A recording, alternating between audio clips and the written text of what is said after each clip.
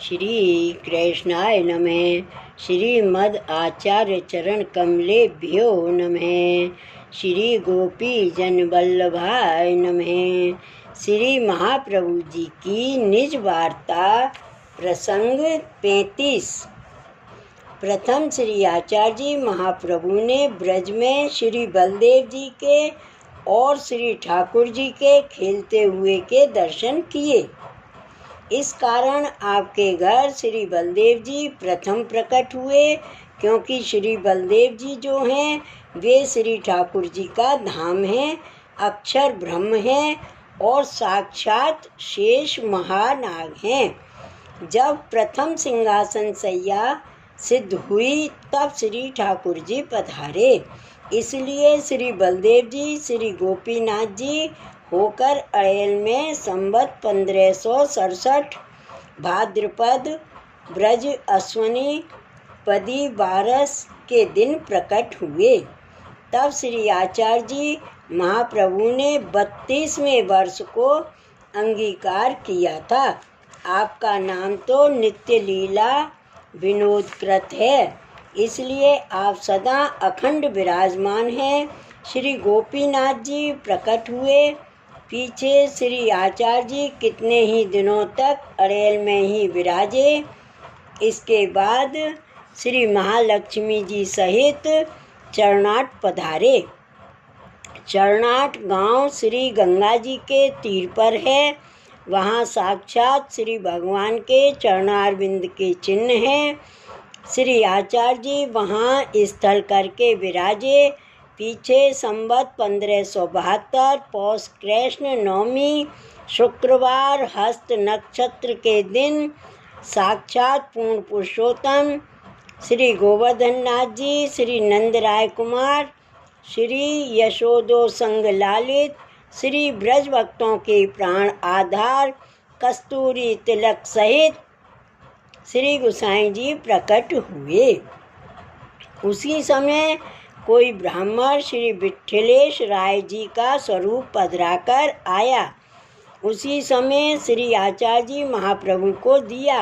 उनको लेकर आप बड़े प्रसन्न हुए और कहा, हमारे घर में सेव्य सेवक भाव ये 2 रीति से श्री ठाकुर जी प्रकट हुए हैं।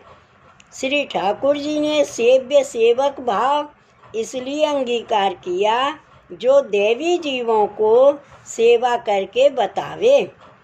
जिस समय श्री गोसाई जी का प्राकट्य हुआ उस समय अलौकिक रीत से उत्सव हुआ। उस उत्सव का अनुभव दामोदर दास हरसानी, कृष्णदास मेघन प्रभृति भगवतियों को हुआ। उसको गोपाल दास जी ने गाया है। शेरिये वहेरे सुगंध आसुगंधे महामोहा अलिकुल आविया दामोदर दास जाए वारणे वारणे रहियो रे। फिर भगवदीय मानिक चंद जी ने भी गाया है वह पद।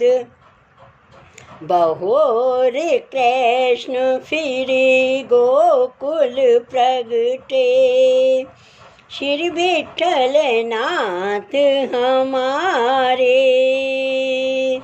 बहोर कृष्ण फिरी गोकुल प्रगटे श्री विठल नाथ हमारे। सुन सुते को जस लक्ष्मण नंदन डांडी निकट बुलायो हो। कंचन थार भरे मुक्ता फल भक्ति बसन पहरायो हो। मन वांछित फल बहुत विधि दीनो कियो अजाची डाड़ी हो। मानिक चंद बल बल उदारता प्रीति निरंतर बाड़ी हो। इस प्रकार से श्री आचार्य जी महाप्रभु के सेवक भगवदियों ने श्री गोसाई जी के जन्म उत्सव के दर्शन करके अनेक प्रकार का यश वर्णन किया।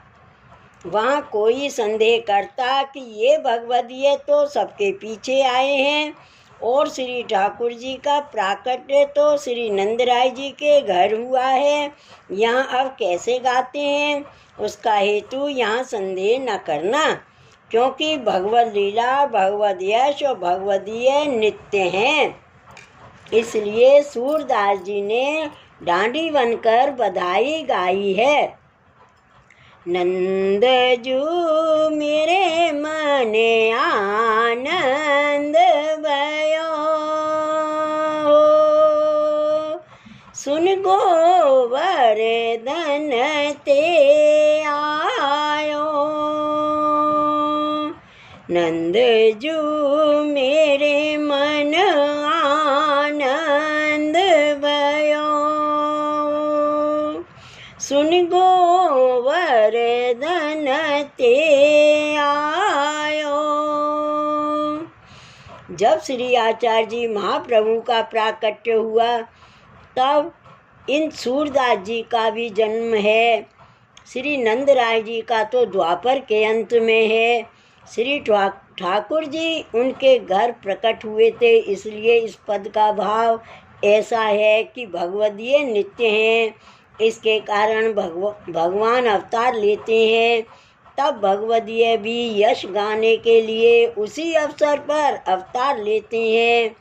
वही गोपाल दास भगवदीय ने गाया है कि नित्य लीला नित्य नौतन, श्रुत न पामे पार। नित्य लीला नित्य नौतन, श्रुत न पामे पार। श्री गोसाई जी का वर्णन कोई कहाँ तक करेगा। छीत स्वामी ने गाया, जय जय जय श्री वल्लभ नंदन, कोटि कला श्री वृंदावन चंद। जय जय जय श्री वल्लभ नंदन, कोटि कला श्री वृंदावन चंद। इस बात श्री गोसाई जी का इस अलौकिक रीत से प्राकट्य हुआ। पीछे श्री आचार्य जी महाप्रभु सकुटुंब श्री गोसाई जी को लेकर चरणाठ से अड़ेल आकर विराजे।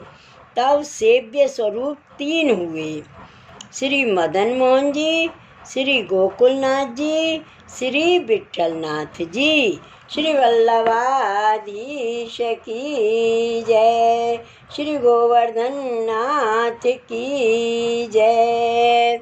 जय जय श्री गोखलेश, जय जय श्री गोखलेश।